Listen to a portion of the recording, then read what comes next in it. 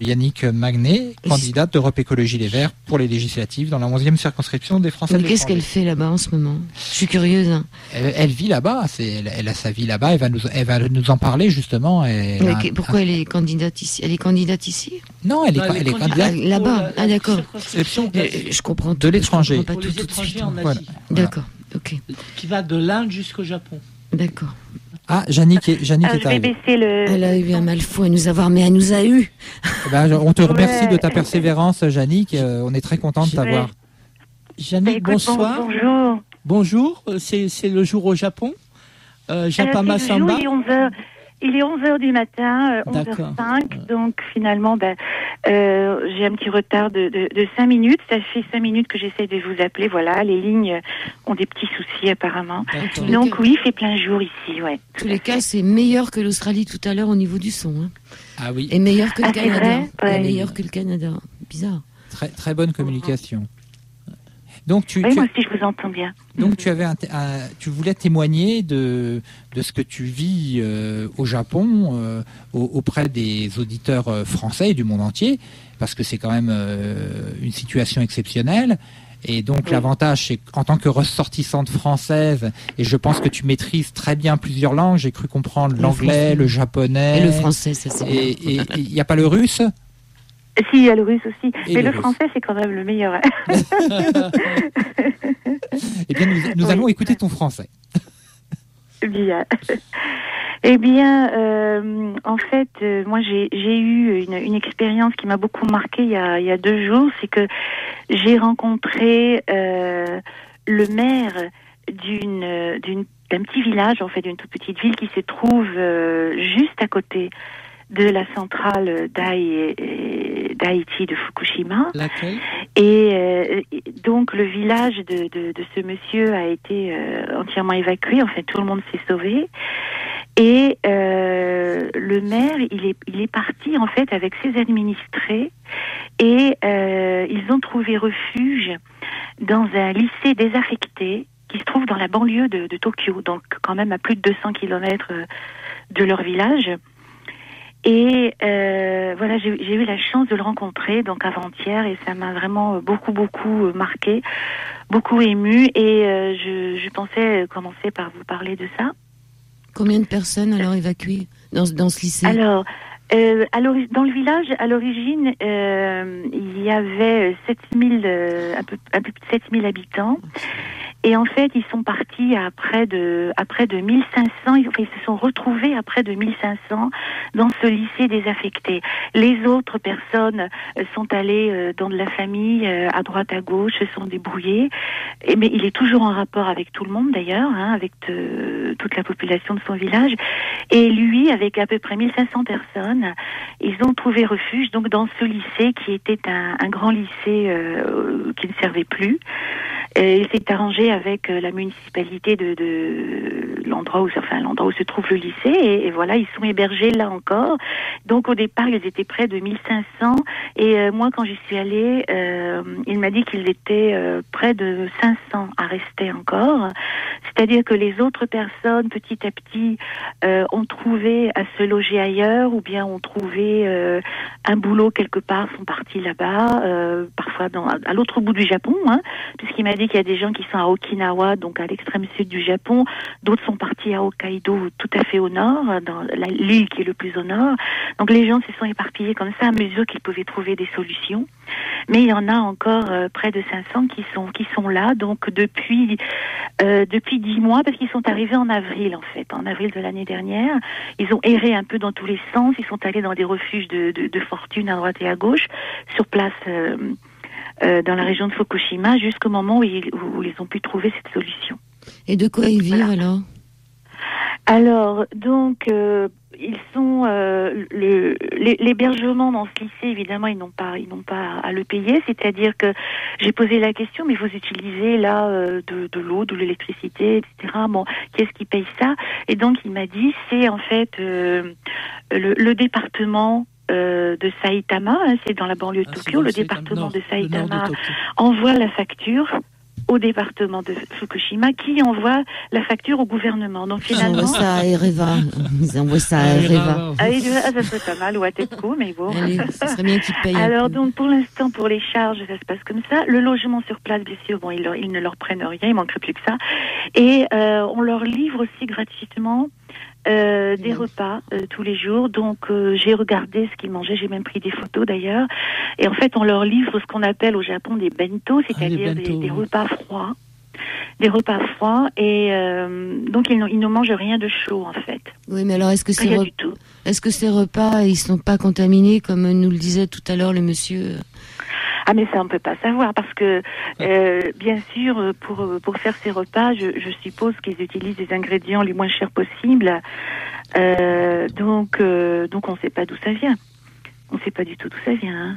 Alors, moi j'ai vu ce que c'était, donc c'est le genre de repas que moi je ferai pas plus d'une fois par semaine parce que c'est des choses qui sont grasses, des espèces de grosses crevettes en beignets cuites dans de l'huile très qui n'est pas très fraîche. Bon, enfin pour les personnes qui ne connaissent pas la vie au Japon, c'est difficile à imaginer, mais ce sont des espèces de nouilles qui sont servies froides, du riz servi froid, tout est servi froid et c'est mis dans une petite boîte, voilà.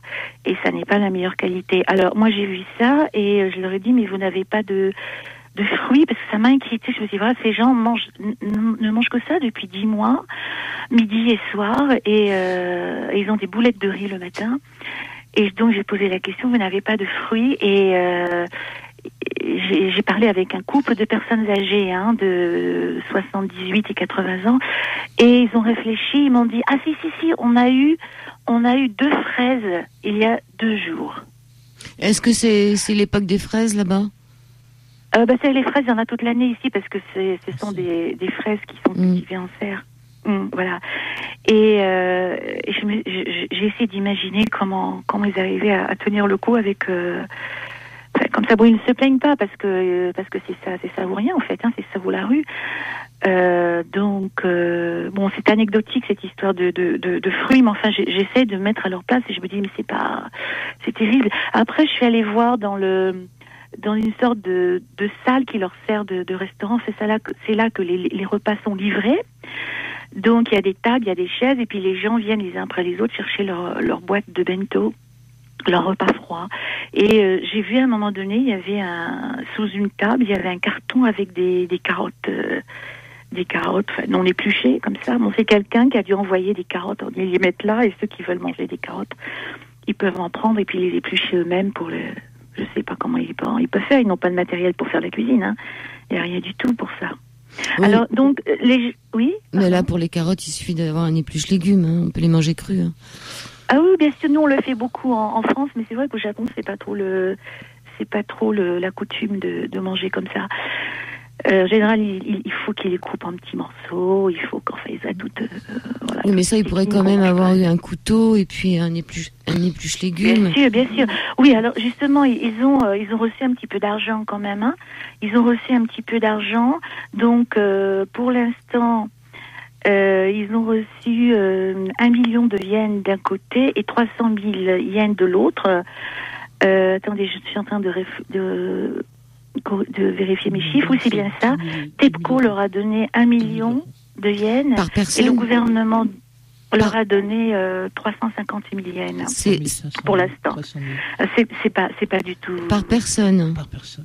Ça fait quoi ça en francs français? Ça fait 10 000, à peu près 10 000 euros. 10 000 euros, à peu près 1 million de yens. Alors, 1 million de yens, ça fait 10 000 euros. 10 000 euros et 350 000, 3 500 yens. Et ça, c'est pour au début de la catastrophe? Non, c'est maintenant, c'est récemment. Ils leur ont donné maintenant et après, est-ce qu'ils vont avoir une rente on leur a donné ça comme première compensation. Et donc, j'ai demandé s'ils allaient recevoir d'autres choses. Ils m'ont dit oui, on est censé recevoir beaucoup plus que ça, mais on ne sait pas quand et on ne sait pas si on va tous recevoir quelque chose. Et ils m'ont dit de toute façon, ça ne couvrira jamais tout ce que nous avons perdu, puisque la plupart des gens dans ce village, c'était des agriculteurs, c'était des gens qui avaient des champs, qui avaient une grande maison comme on en fait ici à la campagne. Les maisons sont grandes, spacieuses, et donc des champs à cultiver. Et ça, ils m'ont dit, on n'aura jamais l'argent pour par exemple acheter des terrains et puis nous remettre à l'agriculture. On ne pourra jamais. La somme d'argent n'atteindra jamais ce prix-là, oui. Il faut demander au nucléaire de payer, puisque finalement, c'est pas dangereux. Jannick, que penses-tu du gouvernement japonais qui, à l'heure actuelle, est en train de forcer justement les agriculteurs du Fukushima-ken à rester et à continuer à produire? Je trouve ça scandaleux. Bien sûr. Je trouve ça scandaleux parce que il y a tellement d'endroits dans Fukushima-ken, dans toute la préfecture ou le département de Fukushima, qui sont contaminés. D'une part, donc tout n'a pas été vérifié.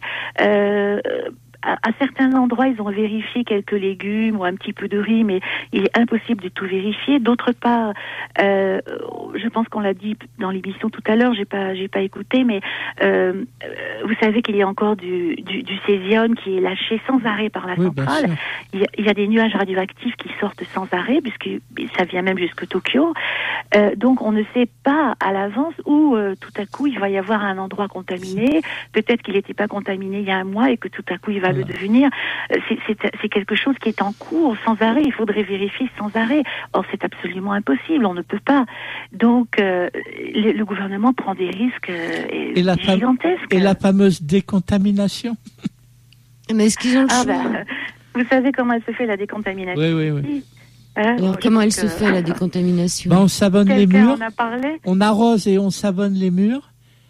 Voilà. On creuse 30 cm de la terre en surface, qu'on met dans des sacs, et ces sacs, on creuse des fosses pour les mettre en profondeur. D'accord. Donc Alors, creuser des fosses encore, c'est mieux, ils ne font pas toujours ça. Parfois, je dis pas que c'est bien, mais il y a pire. C'est-à-dire que ils en sont arrivés au point maintenant où ils entassent sur le sol. J'ai vu des photos encore. Ils entassent sur le sol des tonnes et des tonnes de terre contaminée dans des sacs et ils ne savent pas quoi en faire. Donc ça va rester là. Ils ont construit une sorte de hangar préfabriqué dans lequel ils mettent aussi des sacs comme ça.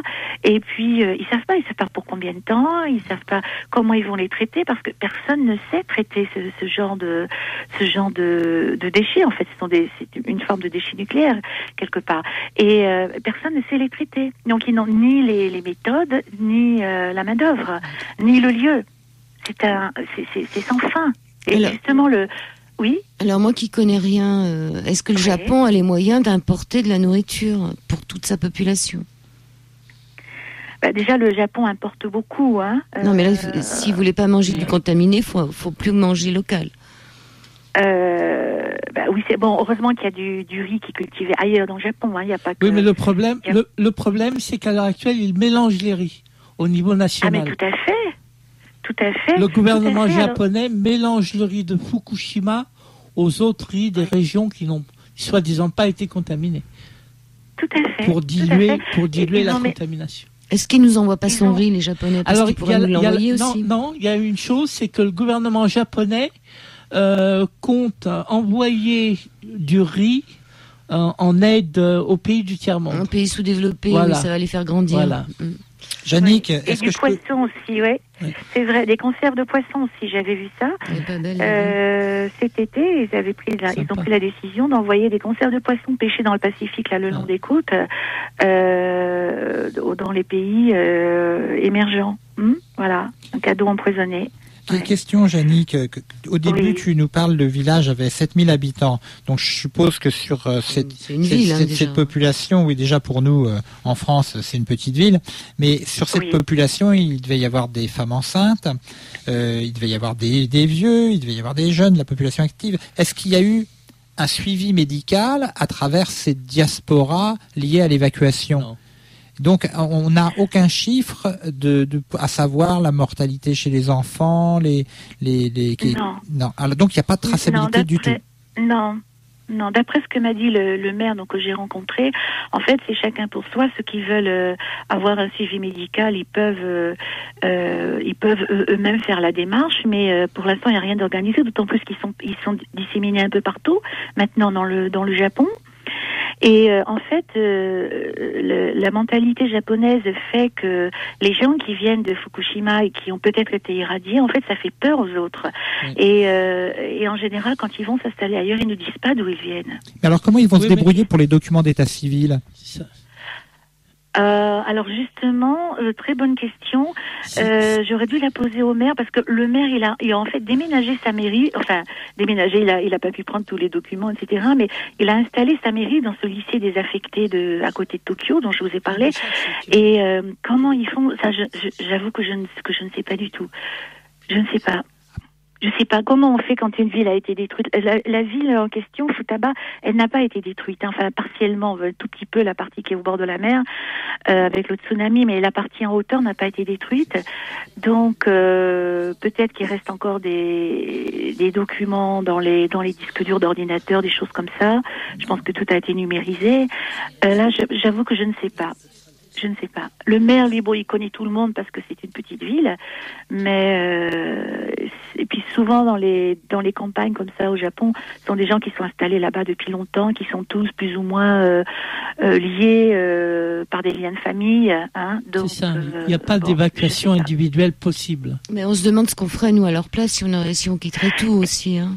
Ah mais tout à fait, moi j'étais en train de me poser la question, mais parce que ça nous pend au nez, je veux dire, il ne faut pas se faire d'illusions, ça nous pend au nez. Moi quand je vois ces gens qui étaient des cultivateurs, qui vivaient à l'extérieur, qui vivaient bien quand même, parce que c'était une région riche quand même, le Tohoku. Pardon ?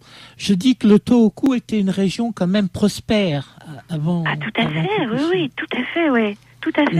Une belle province. Voilà, avec de très beaux paysages, la nature magnifique, etc.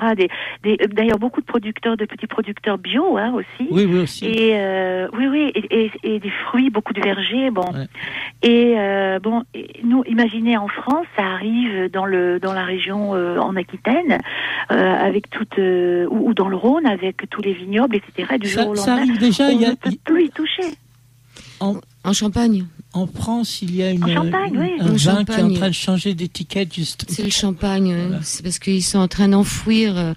Il paraît que ça se verra sur les bouchons de champagne. Voilà. Il y en aura certains qui auront le logo nucléaire et ça sera pour les pauvres. On pourra faire des vins d'honneur pour les pauvres. Non, mais on rigole, mais je veux dire, c'est pas drôle. Moi, je voudrais vous poser... Non, mais plus rien ne m'étonnerait, ça pourrait se faire. Hein. Jannick Magne, vous n'avez pas peur d'être là-bas je sais pas, vous êtes une femme, vous n'avez pas peur je sais pas quand même, vous êtes dans un pays contaminé, radioactif, vous n'avez pas peur Si, j'ai peur, c'est-à-dire qu'effectivement, j'y pense tout le temps, et beaucoup de gens aussi autour de moi, des amis japonais, tout ça. Bon, alors il y a quand même une chose, c'est que j'aimerais bien partir à un moment donné. Cela dit, vous savez, partir du jour au lendemain. Moi, j'ai passé 33 ans de ma vie au Japon. Tout quitter du jour au lendemain. D'abord, ça s'organise. C'est pas simple. Et puis, aller où et faire quoi ? Bon, quand on est très jeune, on a d'autres choix de vie, on peut, plus facilement. Mais quand on arrive à un certain âge, disons près de la retraite, on sait très bien qu'on peut pas recommencer à zéro. Donc, ça s'organise, voilà. Donc ça, je suis en train de réfléchir à ça. D'une part, alors. D'autre part, j'ai la chance de ne pas avoir de jeunes enfants maintenant. Et puis, j'ai 2 enfants, mais ils habitent en France et ils sont de jeunes adultes. Donc, au moins, j'ai pas ces soucis. Mais venez les retrouver. Venez les retrouver. Oui, bien sûr. Moi, je suis toujours en admiration devant ces personnes qui vivent comme ça, en plein danger. Voilà, vous êtes comme sur une mine, quoi. Jannick, je veux dire. Et toi-même, comment tu te débrouilles vis-à-vis de la nourriture ? Alors, vis-à-vis de la nourriture, eh bien, je fais quand j'achète, moi, je consomme beaucoup de fruits et légumes. Donc, d'abord, j'ai baissé un peu ma consommation de fruits et légumes, par rapport à ce que j'achetais avant. Et puis, j'ai fait attention d'acheter des produits qui viennent d'autres régions du Japon. Et il y a beaucoup de choses que j'ai supprimées. Alors, il paraît qu'il faut se méfier des étiquettes. C'est pareil, les étiquetages, c'est jamais sûr à 100%. Ah bah oui, bien sûr, ouais, bien sûr.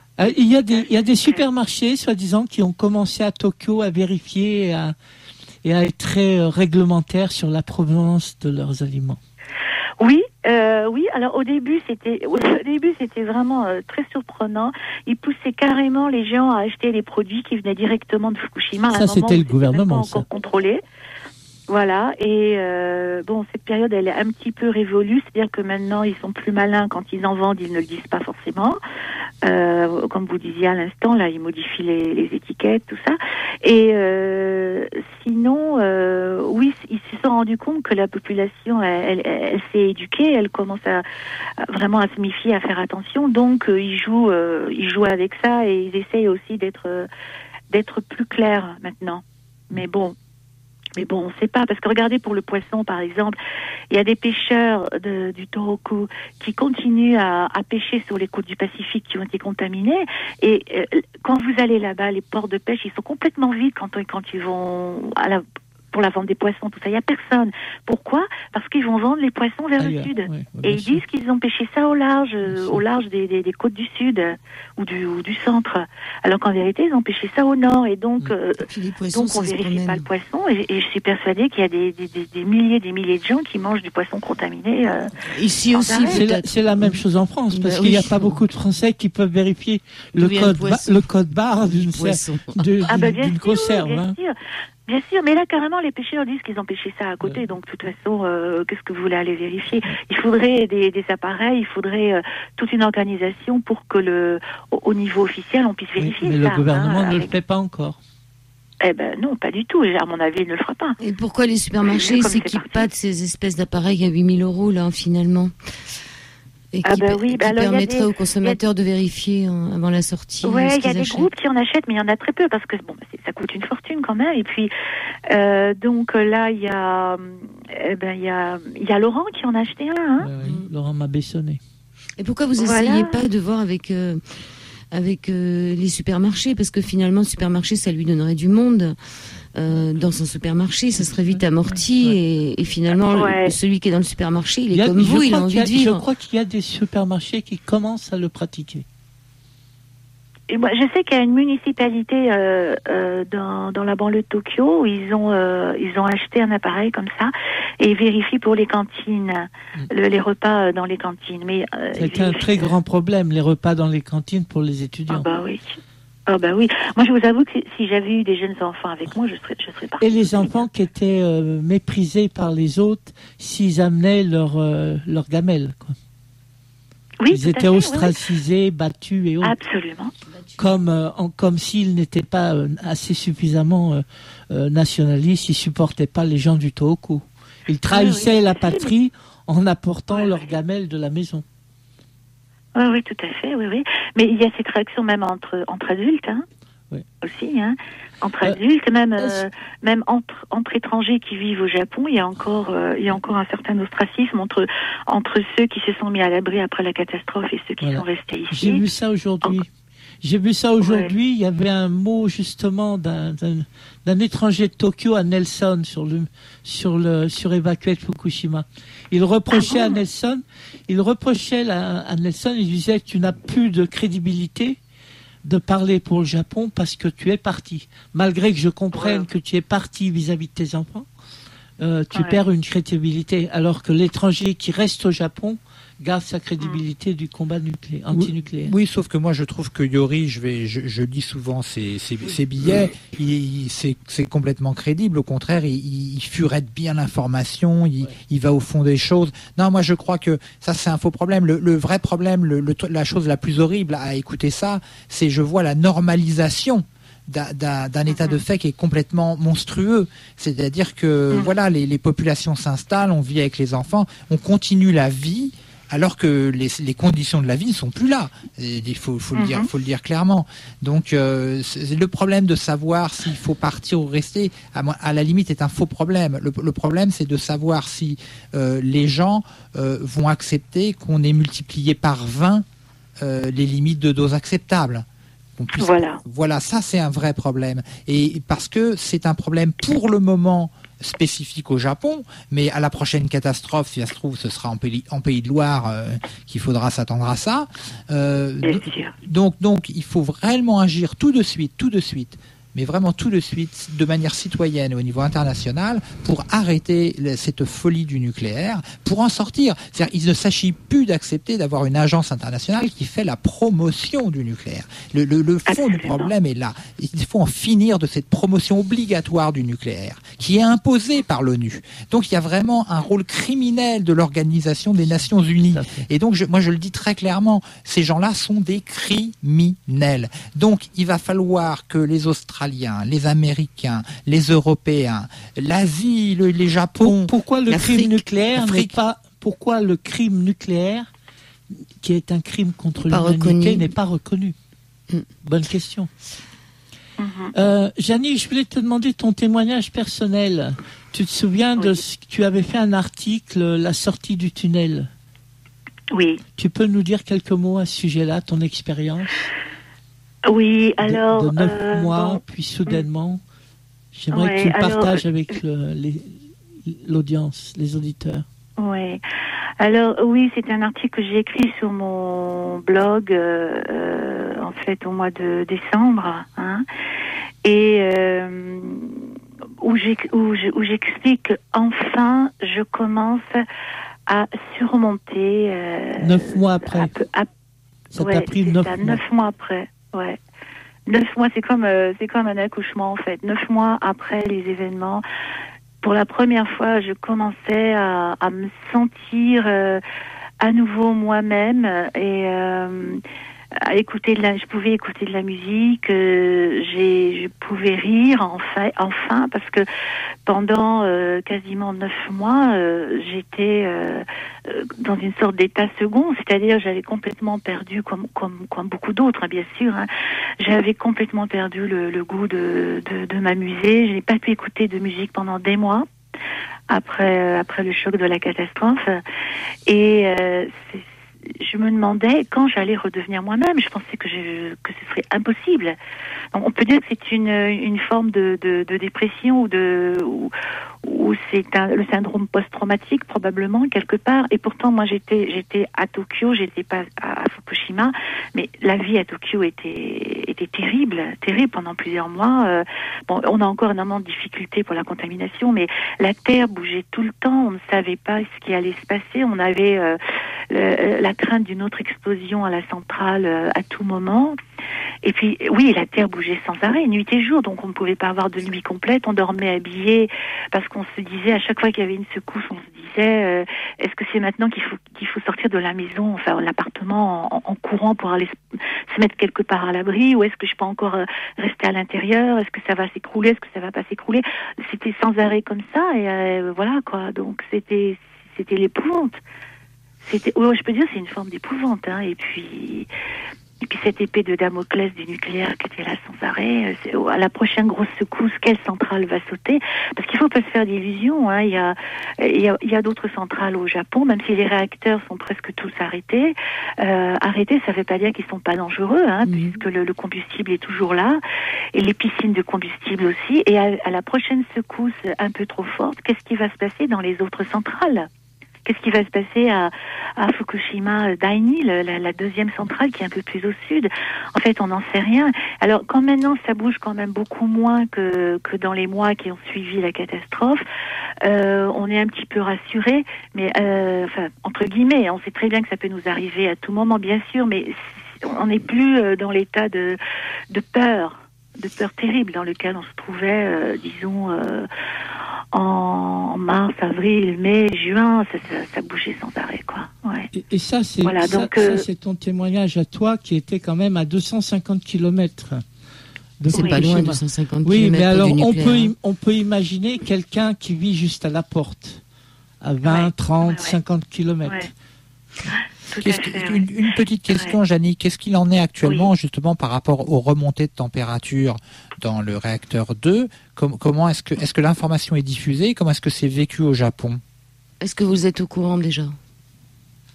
Alors, on est au courant si on veut l'être, c'est-à-dire que c'est pas une chose dont on parle beaucoup, hein, et c'est des petits articles dans le journal par-ci par-là. Il faut vraiment aller les chercher. Cela dit, ils essayent de calmer les esprits en disant que c'est probablement le matériel qui est cassé et qui ne prend pas des mesures correctement. Voilà, c'est le discours officiel qui est repris par les médias. Mais bon, grâce à Twitter, grâce à l'internet, les gens qui veulent s'informer peuvent avoir d'autres détails, disons. Par exemple, ceux qui veulent vraiment savoir, ils peuvent savoir qu'il y a un deuxième thermomètre qui aussi indique des températures élevées, que le problème n'est pas du tout réglé et qu'en fait TEPCO refuse de vérifier les autres thermomètres pour savoir ce qui indique moins, par exemple, pour savoir si c'est pas ceux-là qui sont cassés. Bon, ça, on peut, en cherchant l'information, on la trouve. Oui, moi je sais que le 11 mars, quand j'ai entendu que le ministère de l'Industrie japonais et la IEA se montraient très rassurants, j'ai compris qu'il y avait une gigantesque catastrophe au Japon. Bien sûr. Parce que c'était exactement le même communiqué que quand on avait commencé à avoir les premières informations sur l'explosion du réacteur numéro 4 de la centrale Lénine. Exactement le même. Ben voilà. Exactement. Voilà. Alors ici, on est tellement habitué aux mensonges qu'on se dit, dès qu'ils essayent d'être trop rassurants sur un problème, c'est qu'il y a quelque chose qui ne va pas. Ça, on voit maintenant comment ils fonctionnent. Hein. S'ils font beaucoup d'efforts pour expliquer que c'est rien, c'est que l'opposé. Certainement que c'est grave. Monsieur Besson, notre ministre de l'Industrie, s'est permis de dire que Fukushima, mais ça n'avait strictement rien à voir avec Tchernobyl. C'était un petit incident.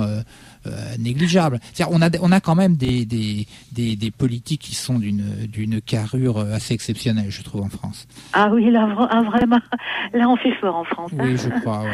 Mais malheureusement, je m'aperçois qu'au Japon, vous avez un peu les mêmes, parce que quand je lis ça doit être une caste à part, visiblement. Voilà, quand je lis les déclarations de Monsieur Cochon, enfin, c'est comme ça qu'il est appelé. TEPCO.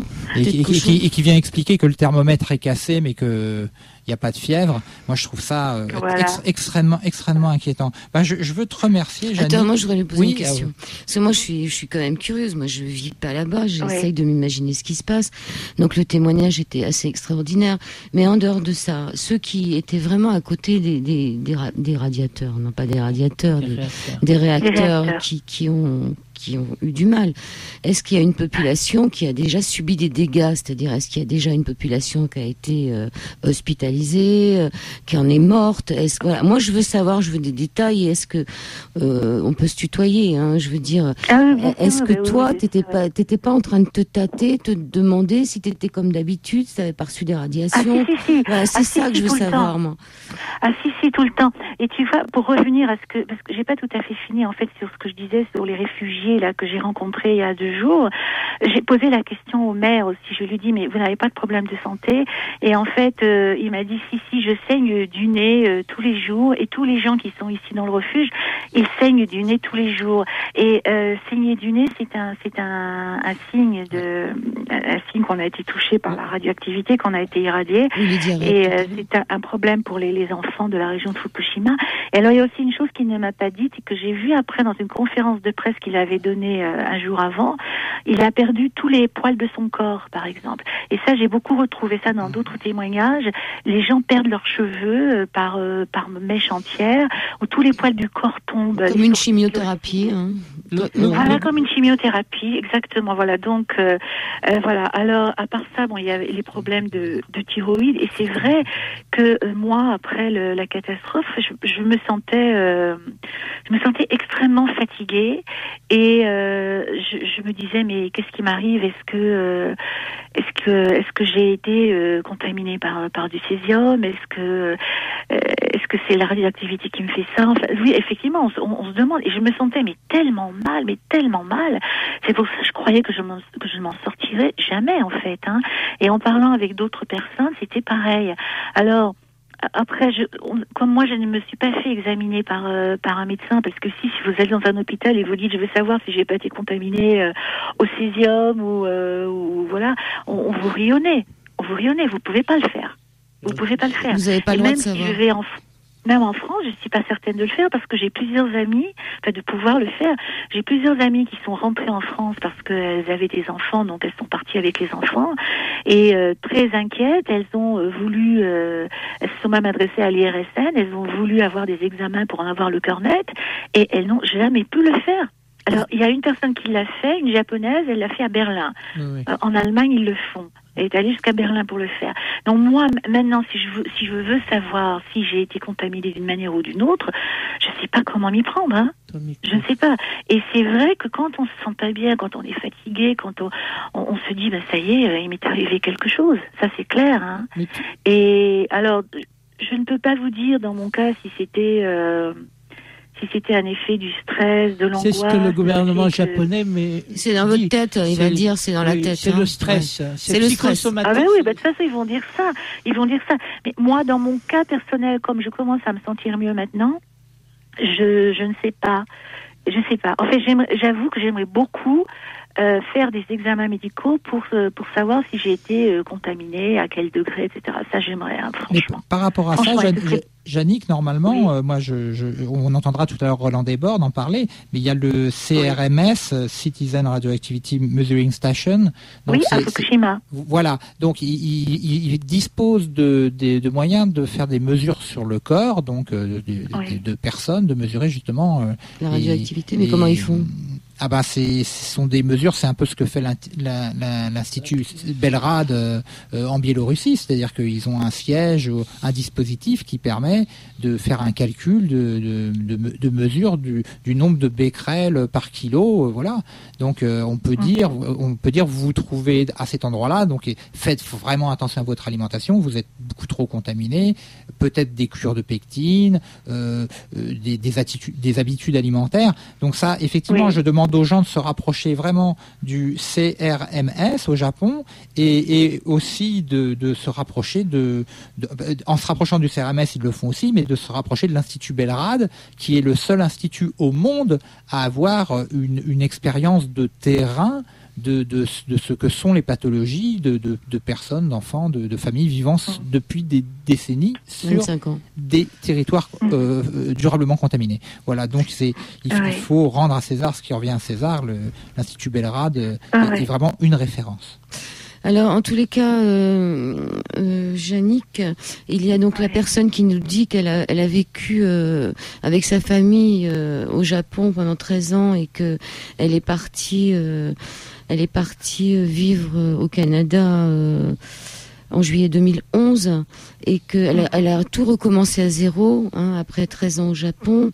Et voilà, c'est peut-être aussi un message pour te dire c'est une femme aussi, que finalement, elle a tout recommencé à zéro et ça peut se faire. Oui, bien sûr. Mais tu sais, moi, je vais te dire, là, je suis candidate aux élections législatives pour les Français de l'étranger, donc je vais d'abord attendre le résultat des élections. Voilà, je sais pas du tout ce que ça donnera, mais je vais d'abord attendre le résultat des élections qui ont lieu en juin, et après je prendrai ma décision. C'est-à-dire, si jamais j'étais élue, de toute façon, il faudrait que je parte en France. Si je ne suis pas élue, je prendrai d'autres dispositions pour voir ce que je vais faire après. D'accord, Yannick, oui.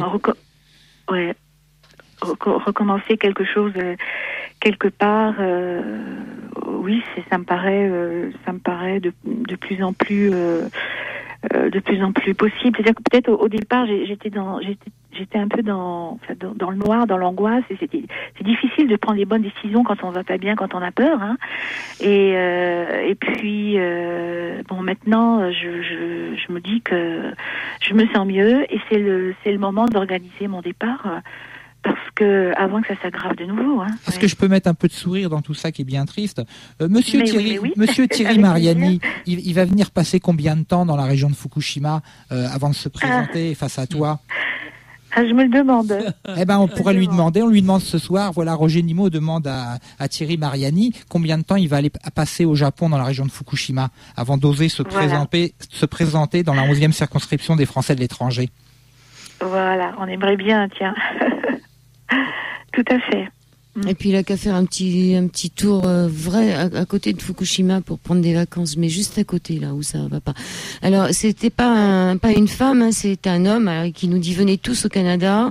Alors il disait aussi un RTD ça mesure jusqu'à 600 degrés et ce ne sont pas des thermomètres mais des RTD. Ça vous dit quelque chose? RTD? Oui, c'est-à-dire les sondes de température. Ouais. Oui. Et cet homme précise aussi que même l'ambassade disait aux Français de rester au Japon. Oui, tout à fait. Bien sûr. Il n'y a pas de souci. Ah mais oui, mais moi je me suis disputée. Mais je peux vous le dire. Après tout, il n'y a pas de secret. On a accueilli le nouvel ambassadeur parce qu'on a été sans ambassadeur pendant un certain temps. On a accueilli le nouvel ambassadeur et à cette occasion, il y a eu une réunion avec les représentants d'associations pour faire connaissance. Voilà. Alors moi, en tant que représentante d'Europe Écologie Les Verts, j'ai été invitée. Bon, ça c'est le côté tout à fait positif de la chose. C'est très bien, une bonne initiative. Et puis à un moment donné dans la discussion, quelqu'un dit mais il faudrait qu'est-ce qu'on peut faire pour faire revenir les entreprises françaises au Japon? Qu'est-ce qu'on peut faire? Parce que maintenant le Japon, ça n'est plus du tout dangereux. Tout ça c'est fini. Non, c'est déjà il faut que les gens comprennent qu'il n'y a aucun problème. Il faut revenir. Alors tout le monde a continué à discuter comme ça. Et moi, je n'en croyais pas mes oreilles. À un moment donné, je suis intervenue, j'ai dit non, mais c'est pas vrai. C'est pas vrai, le Japon est dangereux. Nous sommes en plus dans une période de sismicité intense qui va durer encore une dizaine d'années d'après les spécialistes. Toutes les centrales sont construites sur des failles au Japon. Le problème de Fukushima n'est absolument pas résolu. Il est en cours actuellement. Comment pouvez-vous dire aux gens que ça n'est pas dangereux? C'est pas vrai. Et moi, je connais des gens encore maintenant qui quittent le Japon.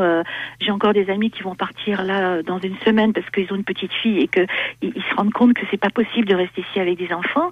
Bon, comment est-ce qu'ils peuvent dire ça? Après, il y a eu un silence glacial. Je pense que je vais être très mal vue maintenant à l'ambassade, sauf ou par les autres associations, sauf si peut-être ceux qui au fond pensent la même chose mais n'osent pas le dire, je ne sais pas. Alors j'ai parlé de ça au maire de Futaba justement, que j'ai vu il y a 2 jours. Et il m'a dit mais ils sont malades. Ils sont malades. Il ne faut pas venir au Japon maintenant. Il ne faut pas. C'est dangereux. Et il m'a dit les Français disent n'importe quoi, mais ça c'est le pouvoir. C'est le pouvoir en place. C'est la défense du nucléaire. Si Areva, il a très bien compris. Mais il m'a dit dites-leur de ne pas venir. Même Tokyo est dangereux. Eh bien, on relaie le message. Ne venez pas au Japon. Et là, on va. Et tous au Canada. Et il nous disait. Alors, il parlait ce monsieur d'un certain monsieur Thierry Consigny. Je ne sais pas si vous connaissez. Oui. Donc c'est vraiment quelqu'un qui connaît bien le Japon. C'est qui ce Thierry Consigny? Juste pour finir. Thierry, oui, mais écoutez, c'est quelqu'un qui est. Moi, je le connais, j'ai des relations amicales avec lui. Sur le plan personnel, c'est quelqu'un qui est charmant, hein, je peux pas dire le contraire, et qui est dévoué. Maintenant, je ne sais pas qu'est-ce qu'il a dit. Je sais pas, il disait ça, Monsieur Consigny aussi, donc je ne sais pas à quoi il répondait. Donc, oui, d'accord. Alors, Monsieur Consigny, il est représentant élu des Français de l'étranger il est donc membre de l'AFE, l'Assemblée des Français de l'étranger, pour la région ici, la Corée, le Japon, je sais plus encore 2 autres pays. Et c'est quelqu'un qui fait donc le relais entre les Français et l'ambassade, l'ambassade et aussi les sénateurs en France, les sénateurs élus des Français de l'étranger. Et c'est un homme, moi, que j'apprécie pour son intégrité, sa disponibilité.